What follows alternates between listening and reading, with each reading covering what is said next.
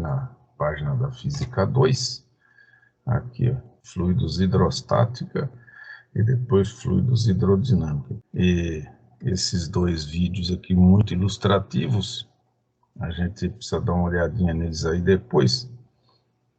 Você já deve ter feito isso aí. Você pega assim o dedo e você pega uma gota de óleo aqui e coloca entre os dedos e faz o quê?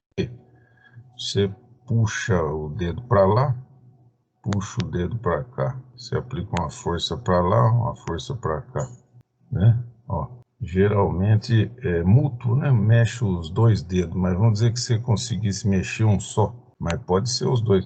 Quer dizer, você desliza esta superfície em relação a esta. Então, o dedo aqui, o indicador e o polegar vão ter um movimento relativo. Para quê? Para experimentar o quê? A viscosidade do óleo. Não é só a viscosidade, esse teste que a gente faz no dedo assim, na mão, a gente experimenta a densidade e a viscosidade do óleo, né? Às vezes o óleo está bom, né? Às vezes não. Quer dizer, bom o quê? No sentido de ter uma certa densidade, uma certa viscosidade. E às vezes você fala, ih, nossa, porque você percebe que um dedo está esfregando no outro. Você não sente aquela camada de óleo impedindo o contato direto de um dedo com o outro, da pele de um dedo com a pele do outro. Então, nesse caso, se você não sente o contato da pele de um dedo com o outro, quer dizer, tem um filme, igual eu desenhei aqui, meio exagerado, mas tem um filme, uma coisa de óleo assim, entre um dedo e outro, você falou, tá bom o óleo. Quando você vê que o dedo está esfregando, sentindo praticamente o contato ali de um dedo com o outro, está parecendo igual uma água. Então eu falei, esse óleo não está bom, é ou não é? Então é a ideia aí para você medir a viscosidade e também perceber a densidade do óleo. Quando está bom, quando não está bom. Todo mundo faz isso aí. Toda vez que vai sair com o veículo, olha aí, vai ver o óleo, ver se está bom, né? Você pega na vareta do óleo, põe uma gotinha no dedo, experimenta perceber isso aí. Pode fazer com óleo de cozinha, pode fazer isso aí com mel, com a água, água, né? Qualquer coisa você pode fazer isso aí. Então, quando a gente está aplicando essa força aqui para lá e para cá na superfície, é uma força que fica tangencial à superfície de contato. Veja só, a superfície de contato é aqui, ó, né? Então você está aplicando uma força nesta direção aqui da superfície de contato, né? É uma força tangencial. Aqui também, porque na verdade é para lá e para cá. Então, se aplica para lá, está puxando essa para cá. É um movimento relativo, né? Então você... Quando está com essa aqui, vamos pôr menos F1, essa aqui é mais F1. Ou se você está puxando para a direita, essa aqui é F2 e a outra mão está indo para o outro lado, é a menos F2. Quer dizer, ou você vai, né, para lá e para cá, uma é o contrário da outra. Então veja que está a força, né, tangente na direção da superfície de contato. Não fala que é uma força tangencial. Então, um fluido não aguenta forças tangenciais, ele aguenta forças normais à superfície de contato, mas não aguenta forças tangenciais. O que acontece com o fluido? Ele vai escoar. É igual você pega um mel, um óleo, uma água e coloca numa rampa, coloca numa descida, ou pega uma gota de óleo e põe numa plaquinha e aí você inclina essa placa. O que você vai ver? Você vai ver que essa gota de óleo começa a vir assim. Ela vem vindo para cá, aí vem vindo para cá, aí vai encolhendo do lado de lá, né? E assim vem vindo para cá, vai encolhendo, vem vindo. Então vai escoando. Daqui a pouco você olha, o que aconteceu? Aquela gota já mudou de lugar. Agora ela aqui já está todinha para cá, ó. Olha lá. E aí vem repetindo aí, mais para lá, mais para cá, e vai indo assim. Deste modo, o material vai escoando. Então, vai uma molécula movimentando sobre as outras e vai indo, o fluido vai escoando. Por que isso aí? Porque a força tangencial faz ela escoar. Você vai lá onde está a força tangencial? Aqui na superfície de contato, e a força peso aqui atuando no centro de gravidade, mas não, em cada molécula. Então a força-peso atuando em cada molécula, vou aumentar isso aqui para você ver. Vamos dizer que a gente pegue aqui uma molécula aqui, esta. Então a força-peso aqui vai ter a componente Px ao longo da rampa, que é o peso e o seno de θ. Então essa componente, e que vai ter uma componente aqui. Então sempre tem um F e um menos F, é um binário, uma força para lá, uma para cá, é o que vai fazendo ela escoar. Então essa molécula vem vindo e vai umas correndo sobre as outras. É como a gente vê mandruvá, aquelas lagartas, quando elas têm que atravessar uma calçada e tá cheio de pássaro, aquela coisa, vai um mandruvá, uma lagarta, vai uma sobre as outras assim, ó. Elas vão indo e faz aquele emaranhado de lagartas e umas vão andando sobre as outras. Uma vai subindo aqui nas costas das outras e vai indo. Aí essa chega aqui, ela fica embaixo. Aquela ali mais gordinha, ela vai agora começar a movimentar sobre as outras. Ela vai indo. Quando chegar a vez dela lá, ela vai ficar para baixo. É uma coisa maravilhosa de se ver, porque muita gente acha que só o ser humano que é inteligente, que não sei o que, nada. Todos os animais aí, do menorzinho, de uma lagarta, tem inteligência, porque quando vai atravessar uma calçada, eles se agrupam. É coisa. Eu já vi isso aí num parque, e o guia lá do parque falou, você falou, não, isso é normal, eles fazem mesmo assim, é coisa incrível isso aí. Se contar, ninguém acredita.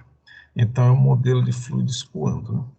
Então o fluido não aguenta uma força tangencial, uma tensão tangencial. Essa que é a ideia aqui. Quer dizer que tensão de cisalhamento. Aí ele escoa. Agora, logicamente que tem diferença, porque o que são fluidos? É líquido e gás. Ou o fluido é um líquido, está no estado líquido, ou está no estado gasoso. O material também pode estar no estado sólido, aí depende das condições de pressão, umidade, as características do material, né? Átomos, ligação química, essa coisa. Então, na temperatura ambiente, ou está no estado sólido, ou líquido, ou gasoso. Quer dizer, para ser fluido, para poder sofrer um escoamento, é preciso que ele esteja, o material esteja ou no estado líquido ou no estado gasoso. Agora tem diferença entre líquido e o gás. O gás, a molécula não está ligada uma na outra. Praticamente a interação não existe. Ou não é suficiente para manter as moléculas grudadas umas nas outras. Então, num gás, o que acontece? Você já deve ter visto isso aí. Você tem aí um gás, por exemplo, um perfume, né? Você fala um perfume é líquido. É, perfume é líquido. Em geral é líquido. Então, o perfume está aqui, aqui ele está líquido. Mas o que caracteriza o perfume é que ele, como é que fala? Ele é muito volátil, quer dizer, de líquido ele vira gás. Então as moléculas do líquido, esses anéis aromáticos, essa coisa que dá o cheiro, né? O aroma, eles facilmente se desprendem e aí fica aqui no estado gasoso. Então, estando no estado gasoso ou de vapor aqui, estando com a tampa aqui, beleza, tá tranquilo. Mas se você abre a tampa, vamos tirar essa tampa aí, o que acontece? Esse gás, esse vapor, esses gases começam a sair do recipiente. E, logicamente, que esse recipiente está numa sala. E você aqui, ó, longe, pelo desenho aqui, o tamanho do recipiente, que está bem perto da câmera, e você está lá longe em termos espaciais. Daqui a pouco você chegam moléculas no seu nariz. É lógico que para a gente poder sentir um cheiro, não é uma molécula, tem que ter uma quantidade boa de moléculas, quer dizer que as moléculas não têm ligação entre uma e outra, por isso que vai movimentando para lá e para cá, quando vê, ocupou todo o ambiente. E o líquido? O líquido não. O líquido ele fica lá ocupando aquele volume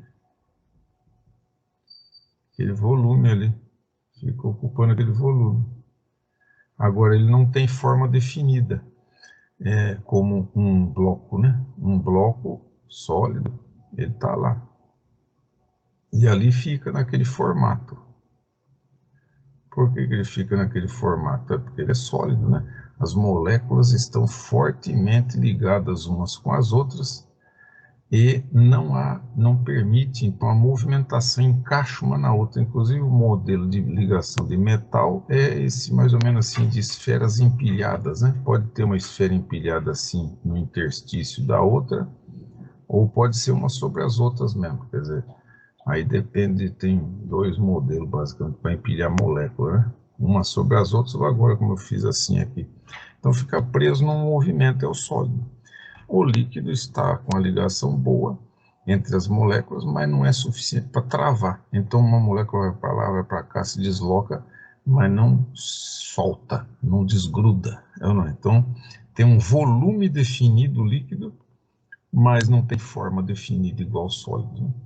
E o gás não tem nem forma nem volume definidos, ocupa todo o espaço, ele se espalha no ar. A viscosidade que a gente estava falando é a ideia aí de resistência ao escoamento. Então, a resistência que um fluido tem ao escoamento é a ideia da inércia, né? Então, devido à ligação química entre as moléculas, né, também peso molecular, essa coisa toda, uns apresentam maior resistência, outros menor resistência. Então, é a medida da viscosidade do fluido. É muito importante isso para o escoamento do fluido.